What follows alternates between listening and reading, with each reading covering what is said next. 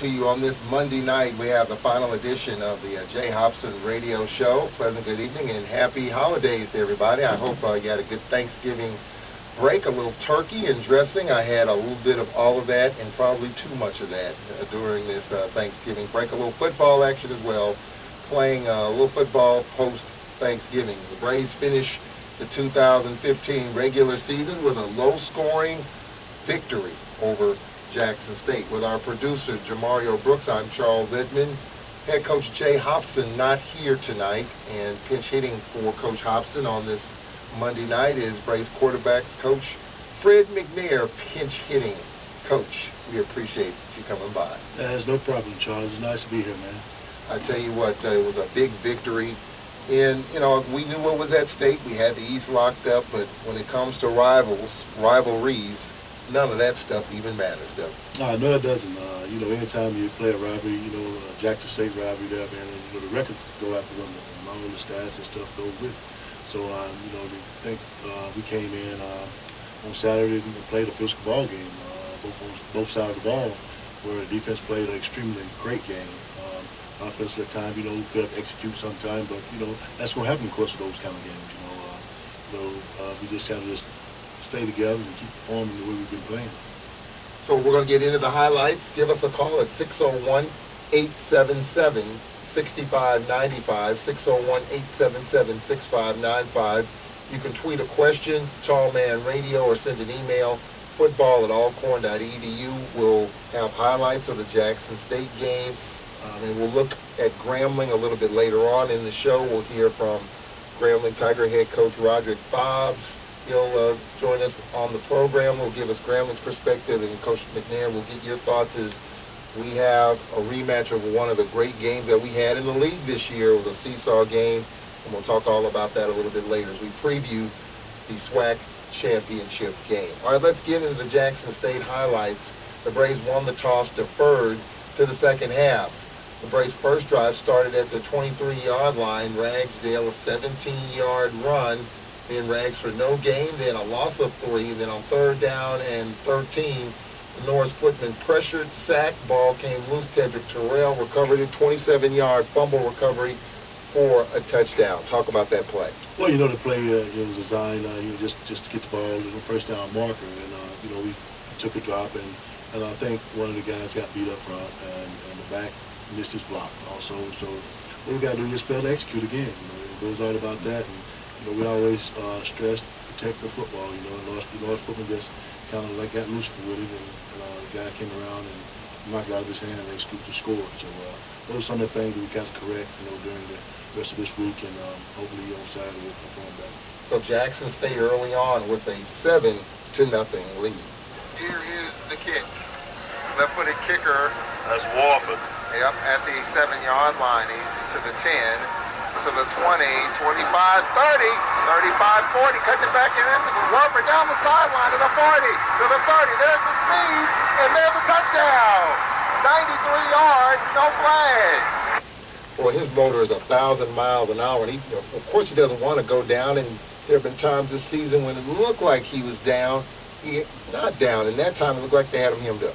You always have to give him a chance, and that's one thing about him. He's got toughness, and he's got the passion for the game. And anytime he had an opportunity to get the ball in his hand, he's going to do something with it. So with that kickoff, he does a great job and find the creases and finally got an end zone. One of the themes of this Braves team all year long, when we take a little punch, we deliver a punch and come right back. Oh yeah, that's one thing about it. They always say, it's not how hard you get knocked down, it's how can you get up from it. So that's what happened. And we got the fumble recovery, scored a touchdown on it, and we come right back and got up from it and scored a kickoff return. Jackson State's second drive started at their own 25-yard line. Fosselman, Dan Williams, 11-yard receptions. 2nd and 8, Morikawa sacked, lost the ball. Moody with the fumble recovery, and we're able to get constant pressure on two Jackson State quarterbacks. I tell you what, our defensive front, they've been playing a tremendous job. They've been doing a great job of mixing things up there. And Moody he's just an extremely great player. He does a great job being a leader on that front defensive line there. So, when it's time to dial it up, those guys are dialed up and, put pressure on the quarterback. So after that, Footman a 1-yard run, 2nd and 9, to let George on the end-around fumble recovered by Jackson State's Bingham. So Jackson State, a couple of turnovers in the early going. Coach McNair, you think a little nerves, obviously, in a big game like that? Well, sometimes it gets that way, just that kind of crowd, and sometimes it's just trying to do too much, and it's just start playing your game and start trying to do so much of that. Just ball careless what that was. It just careless ball, carrying the ball, and we stress that every day in practice, tuck the ball away and make sure you secure the ball. We always stress that in practice. Brave defense doing a good job. ASU's next drive after that started at their own 14 with 3:07 left in the first quarter. Footman sacked. There was a holding penalty in there, and the Braves were faced with a 3rd down and 25. Footman out of the shotgun with Baker to his left. Footman looking left, going to lob this one long down the field, overthrown and intercepted. Another turnover for the Braves. Their 3rd overthrown intended for Talent George. So at the end of the first quarter was 7-7, but the story 3 first-quarter turnovers. Yes, that's something we stress, and like I said, we can't have turnovers in a football game of that caliber, and things like that happen, and you can tell on that last pass there by Footman, it was a 3rd down and long, so it wasn't a bad situation to be a long punt for us, so we took it as that, but we know we just can't turn the ball over against those caliber teams. 7-7 game through the end of the first. And let's go to the phone lines here at 9 minutes after 6 o'clock. And Willie Jones joining us. Coach Willie Jones always calls in from Mobile. I think every week with the exception of one, he's called in. So he's an avid listener of the Alcorn Football Radio Network and the Jay Hopson Radio Show. Of course, Coach McNair pinch hitting for Coach Hopson here tonight. Let's say good evening to Willie Jones. How you doing, Mr. Charles? Good evening. How you doing, Coach McNair? I'm doing good, Mr. Jones. I'm doing great myself. I just want to congratulate you and the whole staff on the win. It was a very hard win. It wasn't easy, but hey, we'll take it or whatever. You know what they can do, and I'm just glad it didn't happen like it was last year. I'm very excited about this game on Saturday. If you would have told me back in August that we'd be back to Houston, I would have told you were right. So, it was something that, then me and maybe 50,000 people probably expected. But Mr. Charles, I remember me and you talking last week, you asked me about going to Jackson State game, and I told you I wasn't going to be able to go because, of my epilepsy, so to speak. Well, they changed my medication, so I can't even leave until, sometime next week. So they want me to, kind of stay around because they changed my medication because, I had an episode, the day after Thanksgiving. So, they just kind of want to watch me or whatever. So I'm going to sit back home and, because, I love y'all true enough. I got to make sure my health is straight first. But I'm just happy that, we're going to make it there and we're going to be there. It's just going to be amazing. And Coach McNair, I applaud you. And I was bragging to somebody, probably 2 weeks ago, the first ever football game I've ever been to as a human being was your brother against Grambling in 1994 when we lost 62-56. Whenever Eddie Robson was coach, I was 5 years old. That was my first ever football game I've ever been. That was right, man. I guess that was an electrifying game there too. Down in Shreveport, and the way it was played and everything. So we'd like to thank you for everything that you're doing, and we hope your condition get a whole lot better, man, and get well from it. And we know that you'll be with us in spirit up in Texas, man. So just pray for us, and we'll be praying for you also. All right. I appreciate that, and I'll make it to Atlanta, and I'm just proud of you and Coach Thomas and and Coach Hop and just the whole. I'm just proud of everybody. From the tip of the iceberg. Because I remember whenever I was going to school there, that was Spears' regime, and we were terrible. And now, 5 years later, I look back at it. Y'all just did a remarkable job, and I'm just unbelievable and go get them and win, lose, or draw. I'm proud of y'all, and I'm just ready, and congratulations, Coach. Appreciate it, man. I think, just by you saying that, with the kind of staff we have, and all that credit goes out to Coach Hop, man. And he did a great job putting his staff together to come here to Alcorn and get this program back to where it needed to be, man. And the hats off to him, for getting the staff together the way he did in such a short time. We come here in June and we get ready to practice in August, so it was just a short time, and he did a great job getting the staff together. So thank you for that, and all that you're doing and what you're saying about us, man. Appreciate it. Yeah, Willie, thank you for calling in all season long and following the Braves football program and supporting the purple and gold. All right, we appreciate you, Willie Jones, all season long. Of course, this is the final edition of the Jay Hopson Radio Show for the 2015 season. So we'll take a time out here, 13 minutes after 6 o'clock. We'll look at the second quarter highlights, and we're going to get some post-game reaction from a number of the seniors who played their final regular season game. There were 23 in all, so we'll get to some of those coming up in a bit. So we'll take this break, and we'll be right back. Coach McNair, pinch hitting for Coach Jay Hopson. We'll take this 1-minute break, and we'll be right back on the Alcorn Football Radio Network. Lady Braves basketball returns to WPRL Tuesday night. The ladies return to action as they take on Central Arkansas in Conway. I'm Charles Edmond. I'll be there to bring you all the action. The tip-off at 7 o'clock. The Lady Braves pregame show will start at 6:45. So join us for Lady Braves basketball at Central Arkansas live Tuesday at 6:45 here on 91.7 WPRL, WPRL.org. We will not be an easy target. We will never roll over and let pain plan our day. We will protect our bodies and fight back by moving. We will do our morning laps, walk our dogs around the block, pass up the elevator, and proudly take the stairs. Because arthritis can't beat us if we beat it first. In the fight against arthritis, you need a weapon. What's yours? To learn more, visit us at fightarthritispain.org. This message brought to you by the Arthritis Foundation and the Ad Council. All right, welcome back to the Jay Hopson Radio Show. 15 minutes after 6 o'clock, give us a call, 601-877-6595, 601-877-6595.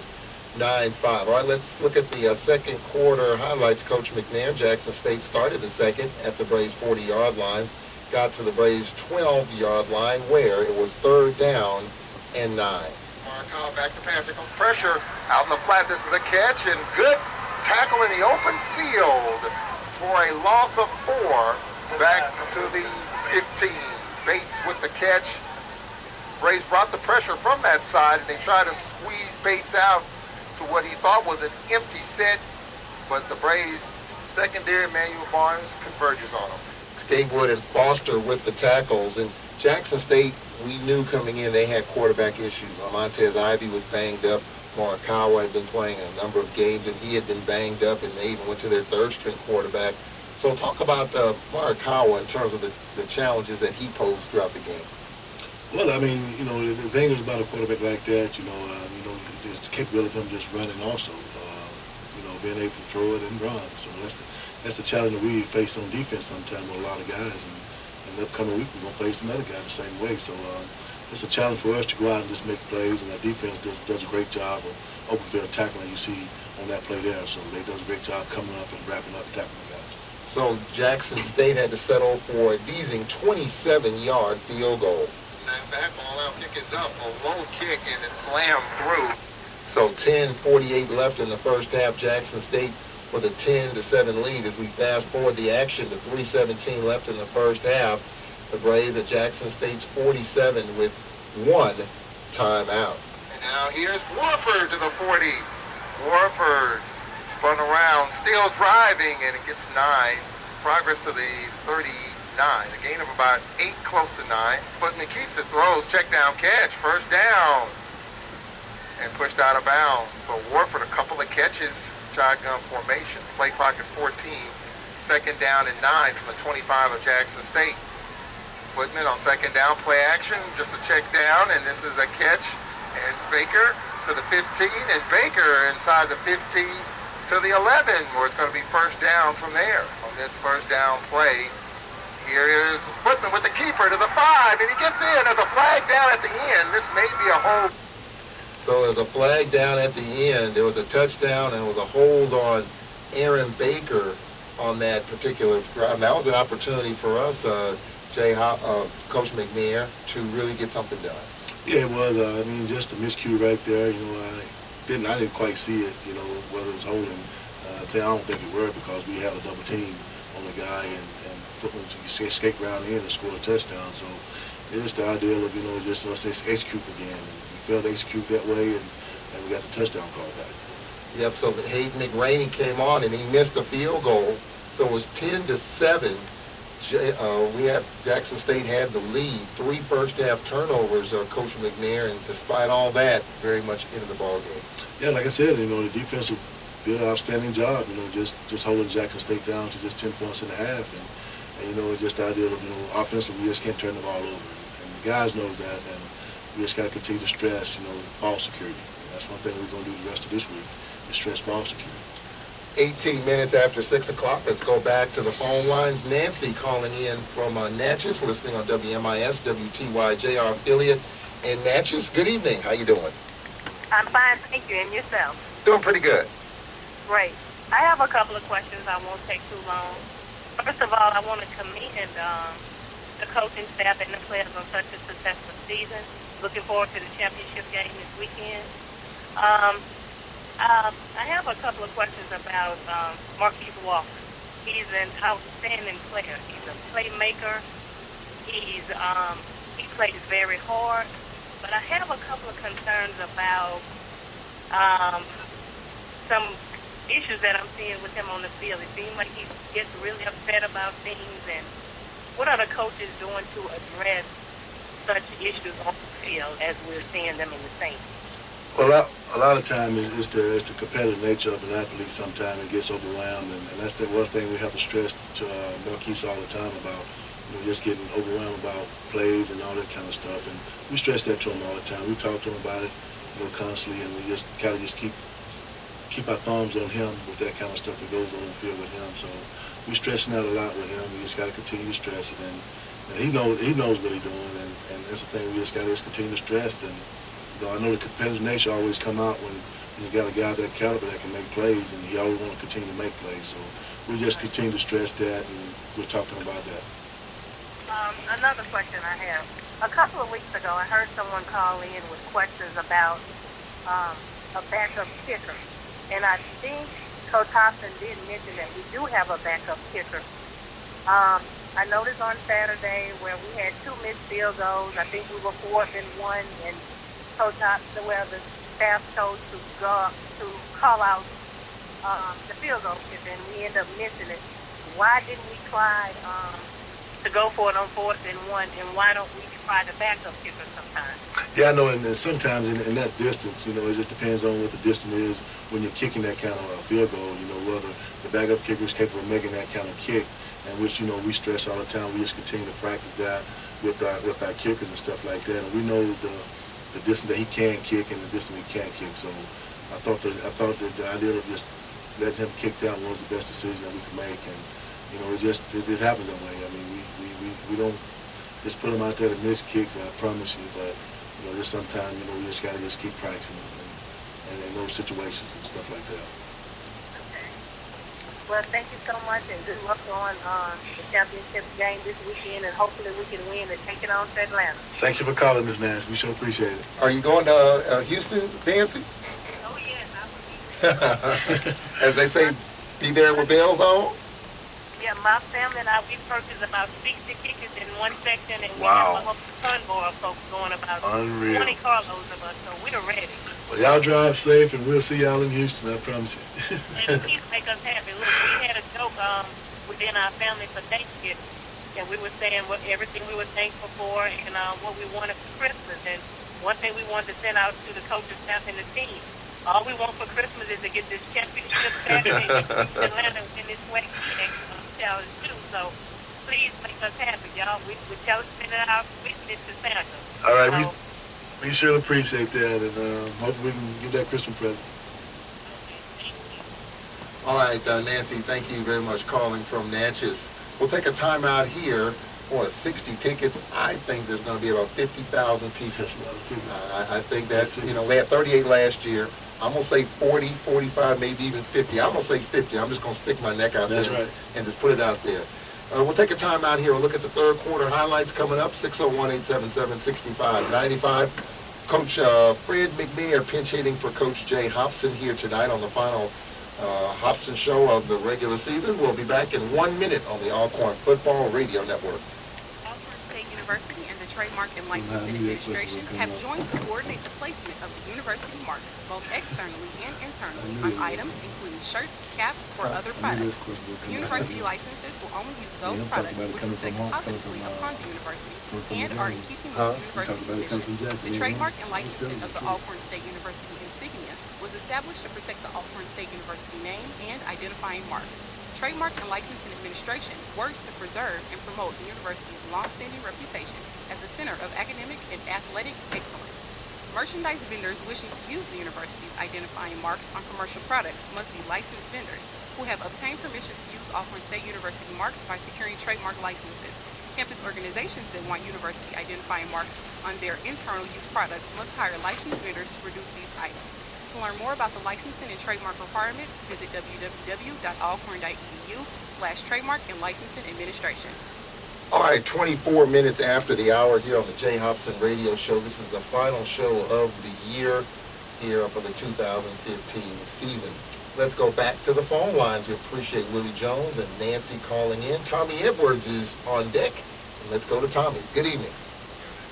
Tommy Naylor, but I'm from Edwards. Okay, Tommy. Okay, Tommy Naylor. Okay. How you doing today? Apologize about that. We're doing pretty good. Good.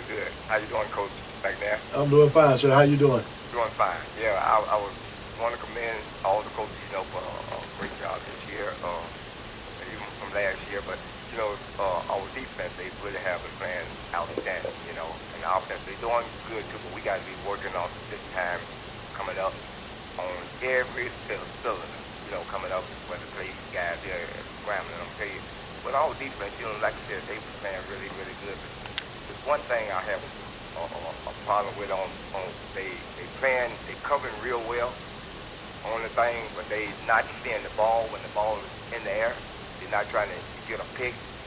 Seems like they don't want to get the stats on that part. But I think if they get these picks, it'll be a lot better for the offense to start working again, and the defense don't have to be out there as long as we're doing. And also, I was wondering, is Gibbs going to be playing in this game in Houston too, along with Footman, because Footman is a great quarterback. He's just going to have to be on the work with him. He's doing a real good job too. And for the passing, he's going to be able to. I know he's one of the quarterback passes. The coaches that I know you're going to work with him, and he's going to be a good player next year.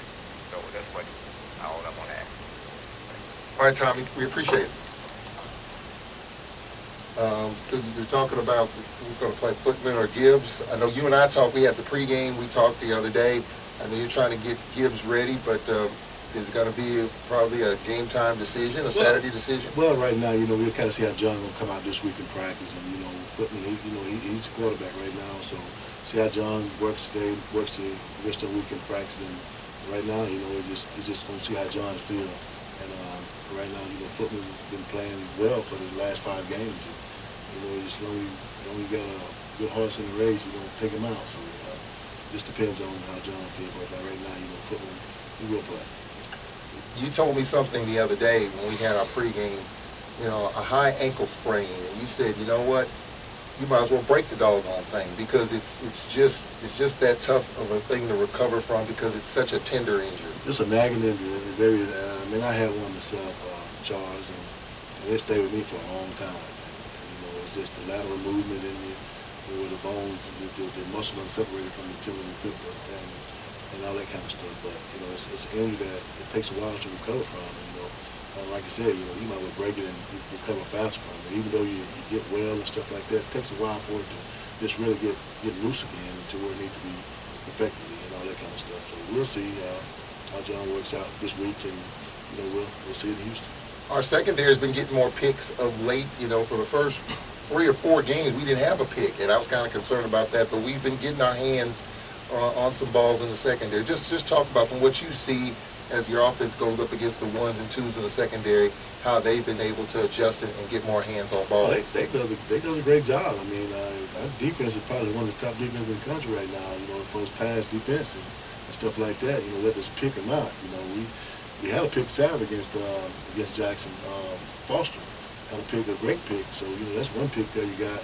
But you know, as far as intercepting the ball, you know, I mean, some quarterbacks make those perfect throws. You can't get it. So you know, just as far as pass breakup and stuff like that, I think they does a great job of defending the pass. You know, they've been doing a great job all season for us. So, you know, as far as turnover-wise, we look to have more turnovers, yeah. But, you know, as long as the offense get the ball back, we got them scoring, we're more than happy. We are approaching the halfway point of the Jay Hopson radio show. We'll take a 1-minute break as we approach the bottom of the hour. We'll be right back on the Alcorn Football Radio Network. Alcorn State University is a great place to receive a great education, and here's why. Alcorn is ranked as a top university in the top schools, regional universities, in the South category of the U.S. News and World Report Best Colleges rankings. There are other great reasons to choose Alcorn State University. Whether it's personal, whether it's in education, anywhere you turn, there's always a helping hand. If they want to be challenged, to learn and grow and be in an environment that is nurturing, in a place where they're not just a number, where people know you by name, then I would tell them to come to Alcorn. For more information, call toll-free 1-800-222-6790 or visit us on the web at www.alcorn.edu. You are tuned in to WPRL 91.7 FM, broadcasting from the campus of Alcorn State University. Well, as football season winds down, basketball season is cranking up pretty good. As a matter of fact, the men's team playing Indiana right now in Bloomington, and you can watch that game on the Big Ten Network tomorrow. The Lady Braves basketball team will be playing at Jacksonville State. That's tomorrow evening. Braves basketball fans, mark your calendars. The Braves and Lady Braves basketball teams kick off conference play at home at the Whitney Arena Saturday, January 9th versus Jackson State. They want to pack the house that Dave built. The 2016 Braves basketball season is dedicated to Coach Davey L. Whitney, and we want to commemorate his legacy with the unveiling of a banner in his honor. So save the date for our first home SWAC basketball game, Saturday, January 9th at 4 o'clock at the Davey Whitney Complex. It is the bottom of the hour. Let's pause 10 seconds for station identification. You're listening to the Alcorn Football Radio Network. You are tuned in to WPRL 91.7 FM, broadcasting from the campus of Alcorn State University. Well, the Braves were down 10-7, and the Braves got the lead. Aaron Baker in the third quarter put the Braves on top. Wide formation. Here's Baker. Plowing gets in. Touchdown. So off the turnover. Surge. The Braves, Aaron Baker with the touchdown. And the Braves have the lead, 13-10, taking advantage. Cedric Tillman of the second, Jackson State turnover. And that was it.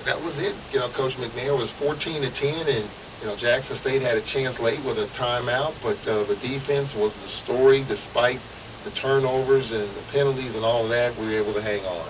Yes, sir. Like I said, they did a great job. And there you have it. On that last touchdown, they created another turnover before we scored. Before Baker scored there. So that just to show you, they create turnovers too. So they did an outstanding job. They're doing a great job this whole season. So we're just going to have to make sure they carry that on over to the next game on Saturday. We'll get into the numbers in a little bit. We've got some tweets coming in, and we've got another phone call. So let's get to the phone lines. Keisha calling from Houston. She's waiting for us, Coach McNair. Good evening, Keisha. Hey, Coach Mac. What's going on, Keisha? Of course, I just wanted to call in and give my well wishes for Saturday. I don't know if this question has been asked yet. I hadn't been listening, but someone wanted me to ask about the running style of our running back. I mean, it's like Ragdale has normally been like a downfield back, but kind of like we got him going east and west now. So, like, is that our game plan, or are we trying to do stuff, or what's going on with that? If that's a question you can answer.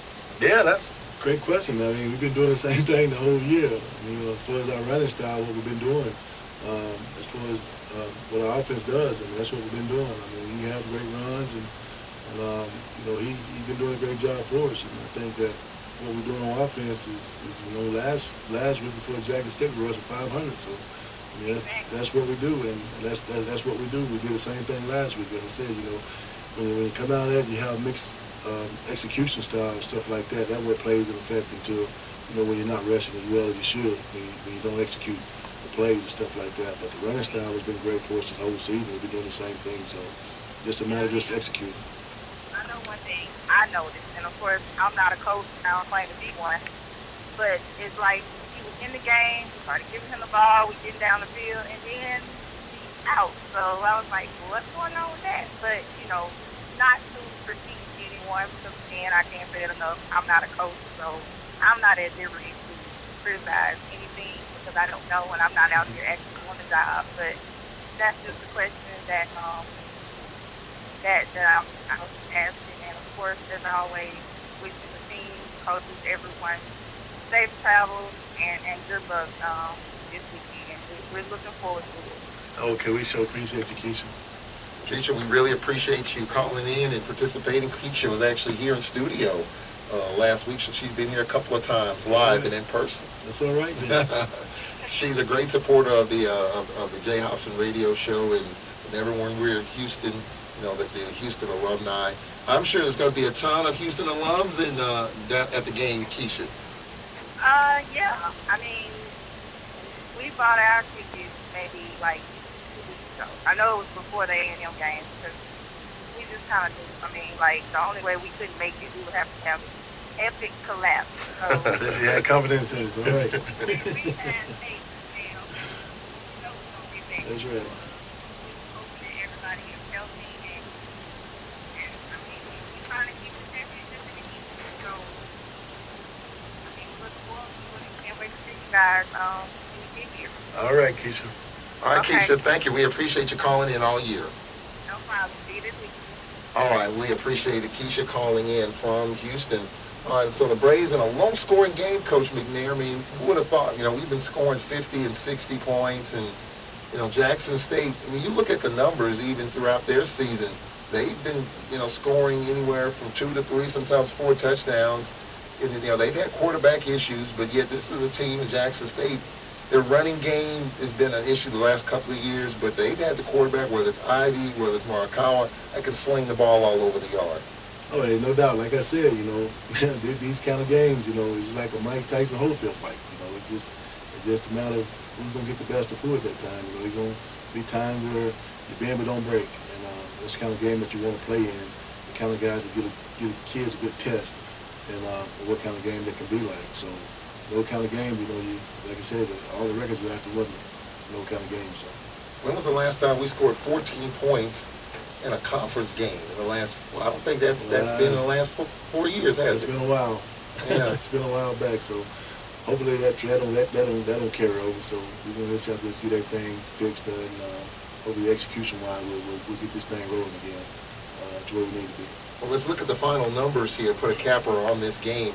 It was a great crowd. I mean, despite, what was happening, there was rain predicted early in the week, but that obviously held up. And it's a great crowd. I would say 35,000 there for the game. I mean, considering really nothing at stake other than bragging rights, I thought it was a tremendous crowd.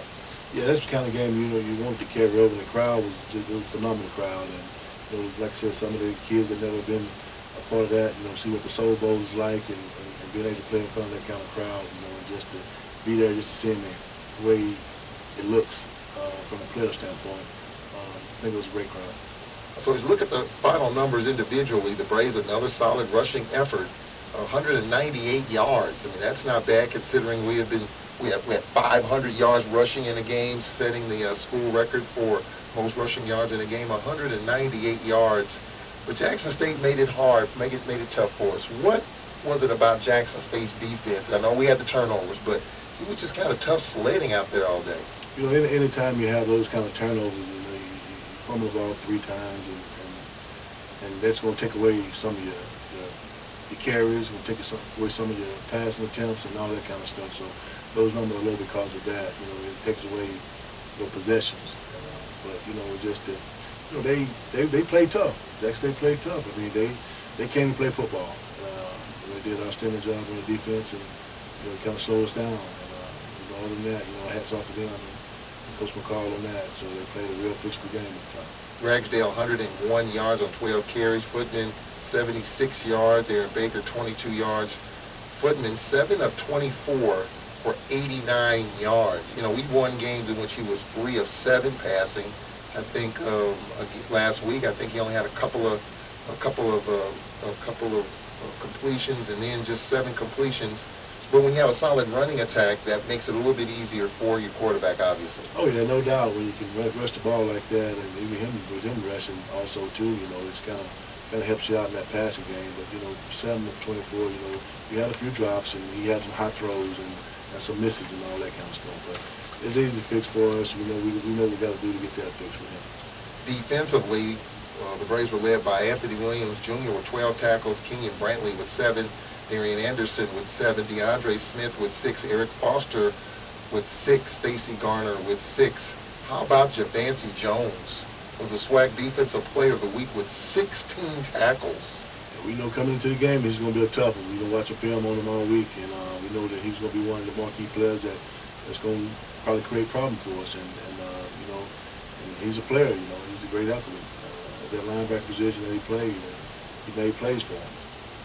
It's 39 minutes after the hours. We put a capper on this game, and the Braves with a solid season. What does this season and the last couple put into perspective in terms of maybe the 3 best years in Alcorn football history? Did a little digging, and we talked about this the last couple of weeks.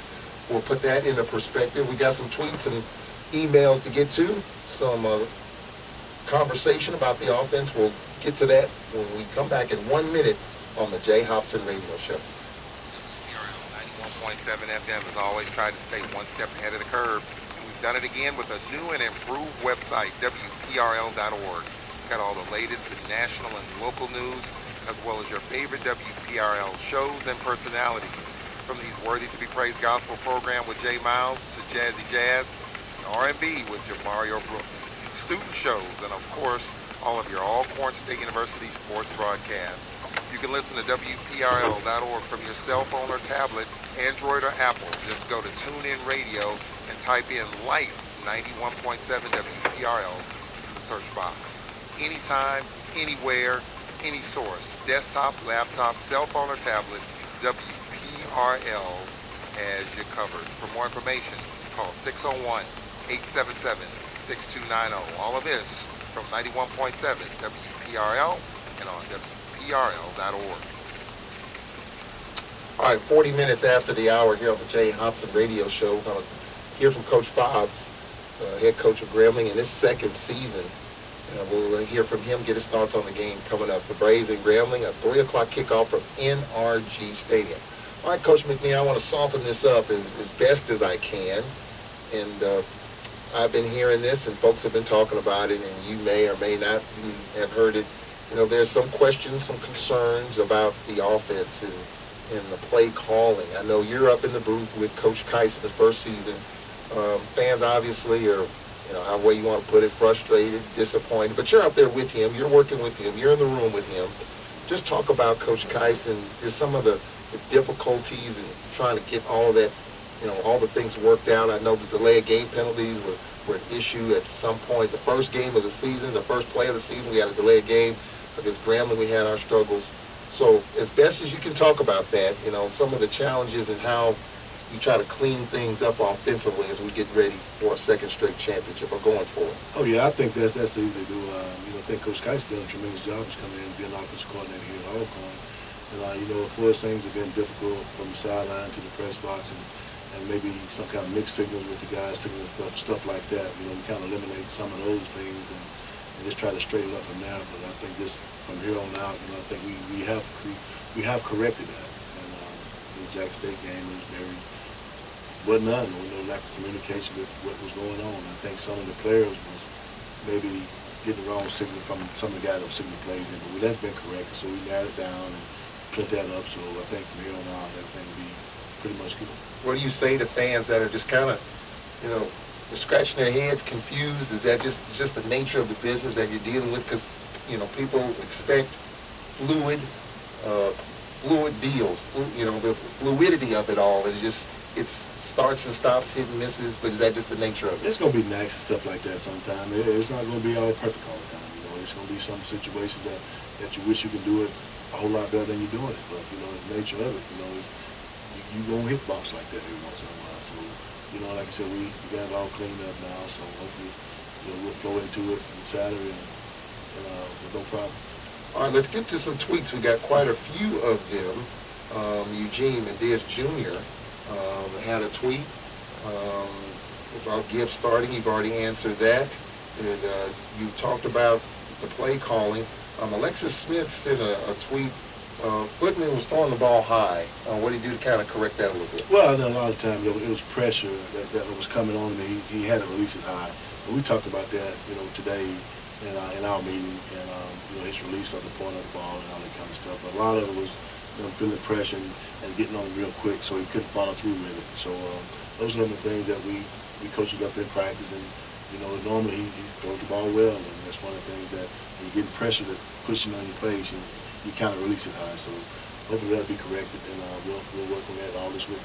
Question tweeted in from Briggs. He says he can't make it to Houston for the game, but he'll be there in spirit. And he says, Coach, it's great to hear the original Air McNair on the radio. That's right, man. Always good hearing from you, man. T.J. Mayfield, question, do you expect Grambling to do anything differently against Footman? I can't really say. I think they will come out and play their kind of football, and that's what they do, and that's what they do best. And, you know, for us changing things for football, I don't think they'll change things for one person. They're going to play the way Grambling been playing this whole season. They've been successful doing the things that they do, and that's what they're going to do. And we look forward to that challenge, and I think Footman will step up to it.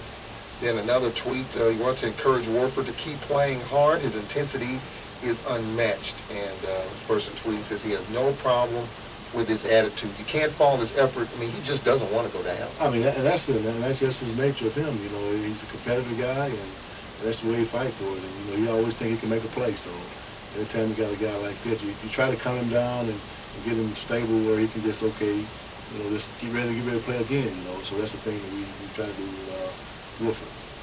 All right, it's 45 minutes after the hour. Let's go back to the phone line. Cedric Foster checking in with us. Good evening, Cedric. Hey, how's it going? How's it going, Coach? I'm doing fine, man. How you doing, sir? I'm doing pretty good. Calling you all the way from Tallahassee, Florida. Oh, man, that's great, man. Tallahassee. Oh, yeah. Oh, yeah. You know, I can't make it to the game this Saturday because my daughter and my daughter and my son-in-law just had a baby today, just about a couple hours ago. So, oh, man. But I'm telling you, I'm excited about it. But Coach, something I was listening to the game, you know, online through my phone. And I noticed that Jackson State, they had to warn Jackson State a couple of times. I don't know what chant, some type of recorded chant talking about stop this thing right here. And I guess the ref had to tell them to turn it down, but looked like they didn't turn it down. Looked like they should have been penalized during that time. I was listening to it, but I really couldn't understand what it was recorded, whatever it was, and they were just calling all kind of stuff. Sometimes they were saying fourth down and it was second down, so I don't know if they was trying to confuse us as far as it being on the offensive side of the ball, but it was kind of crazy. It was crazy that whole day with that announcing stuff, man, and hopefully, you know, I don't know what was going on. Well, with the artificial music, the artificial chant for get a stop, let's get a stop, let's get off the field, you know, you do hear that in stadiums. It's the timing of it that I think has got a lot of people all in an uproar, because when you break the huddle, all that's supposed to stop, and you hear the chant defense, that artificial sound.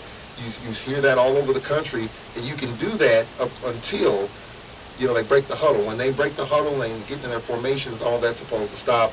Obviously, there were times that it didn't, and the official actually warned them about it, and you know, that's just unfortunate. It is the same way with the band, you know, the band playing, and officials have to warn them sometime, but you know, once to break the huddle, you know, just like Charles said, you know, they got to stop that if it's artificial music, stuff like that. But a crowd can do it. You know, there's no problem with the crowd. But, you know, just being over loudspeaker and all that kind of stuff, it can't be tolerated. And I don't know what they're trying to do to us, but, you know, obviously it didn't work. So Well, and it didn't work. And I was just kind of concerned. It just seemed to me, and I do get that. That they can do it.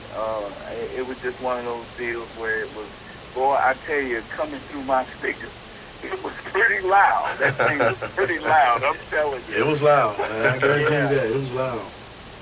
Well, okay then, Coach. Just get another one, and I promise, we get this one Saturday. I promise you, I'll be in Atlanta. All right. Go Braves. All right. Congratulations, man. All right, Mr. Foster, we appreciate you calling in. Of course, the regular season is over. 23 seniors playing in the final regular season game, and Jordan Payne is one of them, and we're going to get some sound from some of the seniors. Jordan Payne, of course, coming in here as a quarterback, one of the best tight ends in the league, and he spoke with Cedric Tillman just talking about his time at Alcorn. Let's talk about your career here at Alcorn as well. It's been a long journey. Started off as a quarterback and transitioned to a receiver / tight end. So it's been a long journey, but it's been well worth it. I mean, all these boys out here, we started off as complete strangers and turned into all brothers. I love them to death.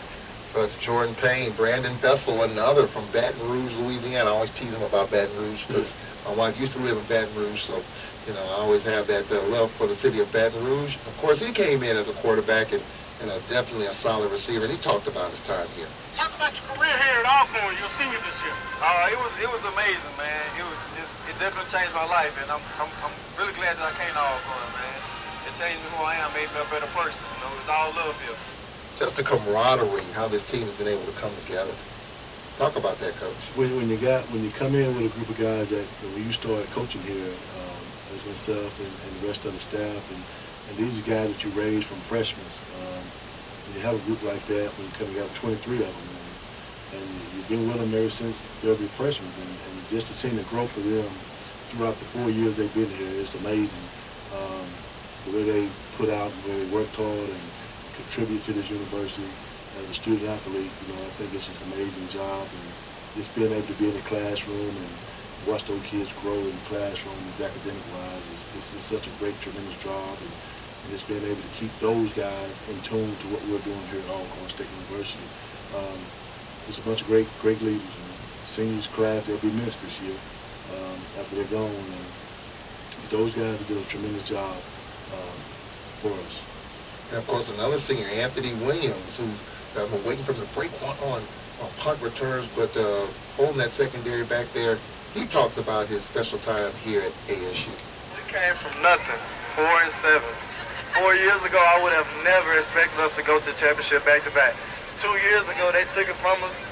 It was a heartbreaker, but nobody knew that we would ever go to the SWAC championship our second year here.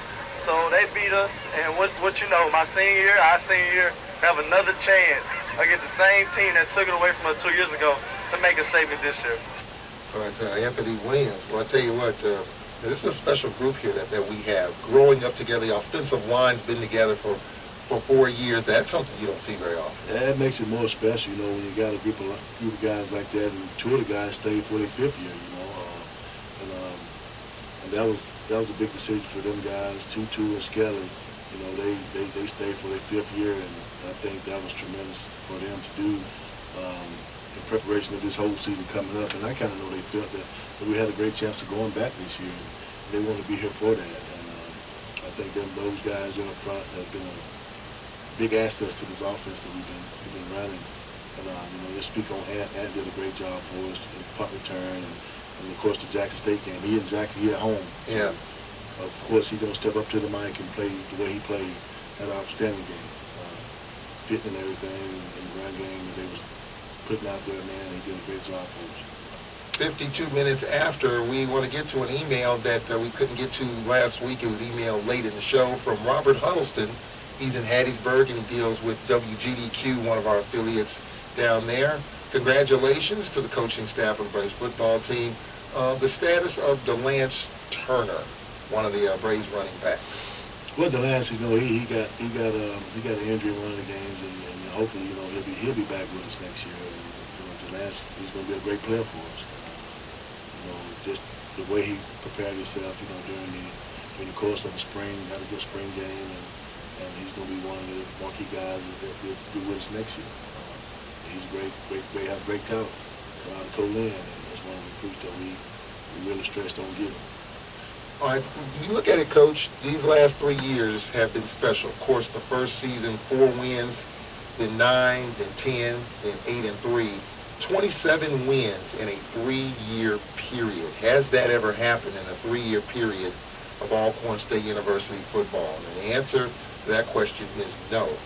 The second most wins in a 3-year period was 25 wins, 1968 to 1970. Of course, in 1968, we were SWAC champs and National Black champs. In 1969, we were 8-0-1. In 1970, we were SWAC champs and went 8-1. And behind me, and I put this on my Facebook page, Charles Edmonds, I found this in a building on campus that was being renovated. It's an old kind of plastic deal. It's got Alcorn A&M. 1968-69 was one of the periods we were just talking about. SWAC and Orange Blossom champs. That's a little bit of history right here. I just found it on a desk in one of the buildings renovated here. So, definitely a big piece of history here. It is, and I think, it all that goes out to, the way Coach Hopson came in and put this staff together, from the beginning, and being able to go out and recruit some of the marquee players here in the state and get some of the kids here on board, and just believing in what we do here as a staff, and those guys to buy into it. And that's what they did. They believed in us, and they stuck with us for those years that they played, especially those seniors. And so it's a tremendous job, and it's a piece of history that we'll all remember for the rest of our lives, especially the seniors going out. 27 wins these last 3 years, 2013, 14, and 15. We talked about 25 wins, 68 through 70. Then you're going to go back 1949 to 51, 23 wins. 1974 through 76, we were 9-2, 6-3-1, and 8-2, 23 wins there. So this stretch here, 27 wins in the last 3 years, the best 3-year period in Alcorn football history. We'll take a 1-minute break, and when we come back, we'll look at GSU, and we'll get Coach McNair's thoughts on what I think will be a terrific championship game matchup. We'll be back in 1 minute on the Jay Hopson Radio Show. Get ready, ASU and surrounding areas, as the Alcorn State University Extension Program hosts the Extension This Week radio show. Extension This Week will offer weekly highlights of Extension's current and future programs, events, and activities. It will also offer important information in areas such as community gardening, health and fitness, and community resource development. We will air live from the reservation every Tuesday at 1:30 p.m., hosted by 4-H specialist Ms. Manola Irving. So tune into WPRL 91.7 FM Alcorn Public Radio, or you can also listen on the web at www.wprl.org.